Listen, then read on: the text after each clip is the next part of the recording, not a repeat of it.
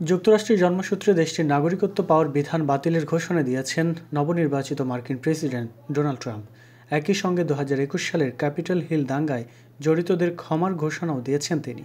সোমবার এক প্রতিবেদনে এই তথ্য জানিয়েছে ব্রিটিশ সংবাদ মাধ্যম বিবিসি। প্রতিবেদনে বলা হয়েছে, আগামী মাসে প্রেসিডেন্ট হিসেবে দায়িত্ব নেওয়ার প্রথম দিনেই 2021 সালে ক্যাপিটল দাঙ্গায় জড়িতদের ক্ষমার দিকে তিনি নজর দেবেন বলে জানিয়েছেন।